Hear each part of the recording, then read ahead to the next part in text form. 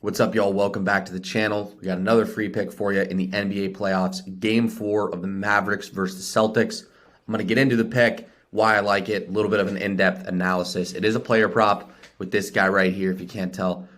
Free pick yesterday was the Oilers. Could not get there. They put up a good fight. They were down 4-1. They got 2 good looks. They converted, but once again, power play opportunities were there. They just couldn't convert. So we'll see what they can do in Game 4. I hope they make it a series. Same here with the Mavericks. They just got blown out in the third quarter in Game 3. Tried to make it a game in the fourth quarter, but it was too little, too late. Questionable calls by the ref. Terrible defensive performance all around, especially Luka. So we'll see if they come out motivated and ready to win tonight. Tie that series up, or not tie the series up, but go 3-1, win a game, not get swept, and then, see where it goes from there. But your free pick today is this guy right here, Kyrie Irving, over 24.5 points. I'm going to get into it a little bit. We like this play. We think we have a little bit of an edge on it, just about a 23% edge of where the line's set and where we have him projected. And we'll break down the numbers. Number one, Kyrie Irving has been playing out of his mind. Shooting guard, he's the second option for the Dallas Mavericks behind Luka Doncic. The latest news on Luka Doncic is he's a game time decision. He's out with some chest pain. He's been battling that, so it looks like he's going to play. This line is creeping up, so the sports books don't take too much exposure in case Luka Doncic is out.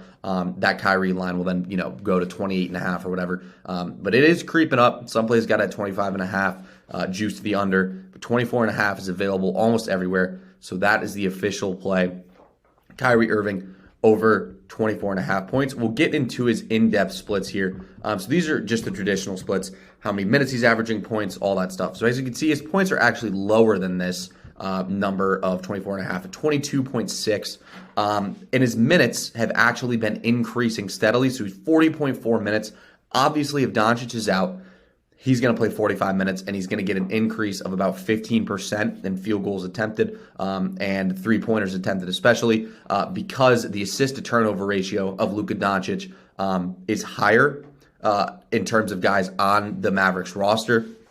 Kyrie's a spot-up shooter and a get-to-the-dribble and pull-up three-point shooter. Luka primarily does not assist on those type of plays. So if Luka's not in, that is a boost we will see as well. If he does play, I expect Kyrie's minutes to, I think he probably hits around 44 this game, just because Gafford has been getting gassed. He's a liability out there. And I think, these guys are going to have to play the majority of the minutes for them to have a chance here. So 40.4 minutes. I expect him to see about 43 with a 15% increase in field goal percentage. Now, his three-point percentage is 40.5. He's dipped a little bit below that in the playoffs. But once again, expect to see some positive regression. He's getting open looks. He's also making contested threes, which is massive in the playoffs, especially when you're looking at a points prop, obviously, because defenses typically are tighter in the playoffs, especially this Boston Celtics team, who's been guarding the three very well. Kyrie's been knocking them down when they're contested, which is also very important. If we go down here to some of his advanced splits, so his offensive rating, 116.4 is good. Defensive rating is fine.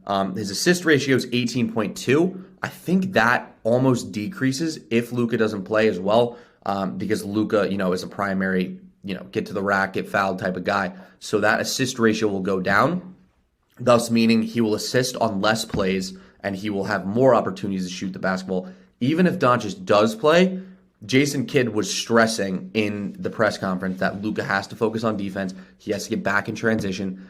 That means I think Luka stays out on the perimeter more in this game, so he's able to work back in transition rather than playing more in the paint style basketball, which leaves Kyrie open for more opportunities, as they probably will drop some double teams on Luka if he is down low. And we take a look here at the defensive ratings against a specific position. So these are obviously NBA teams against point guards in the league. As you can see here, the green numbers mean the point guards have an easy matchup. So we want to see green numbers for this matchup. If we go down here to the Boston Celtics, they're pretty middle of the road here. Points are giving up 24.75, which is pretty average. But once again, when you have a two reliability in terms of players, unlike the Celtics, who, it's very diverse. Jason Tatum could have a good game. Jaylen Brown could have a good game. Derek White could go off and have a good game. Any of those guys could be the leading scorer on any given night. But it's either going to be Doncic or it's going to be Luka. And for that reason, that 24.75 is boosted in this series 24.75 is boosted to around 26. So a little bit of an edge there. And then the fantasy points I also like to take a look at because it encapsulates overall performance against a specific team. Once again, middle of the road, but the fantasy points in the past 3 games, especially when they were at Dallas, has also been increased just due to Kyrie's versatility, how he's been playing, how he's been utilized in Jason Kidd's offense, especially in the playoffs. And I think they're going to look to get him more opportunities because he has been very consistent. And then we take a look here at his past lines. This is what I like to see with sportsbook stability and sportsbook increase percentage. So Kyrie, obviously in the majority of these games, the over has only hit 33% of the time. He's only hit 5 out of 15 last games. Obviously, a few of these being in the playoffs with the exception of the Clippers, which he did go over. So in the playoffs, he's actually only hit this line 4 of 14 times. But we take a look at this and we take a look at where the line has been set. So the only time this line has been at 24.5 was before the playoffs started because defenses tend to get tighter.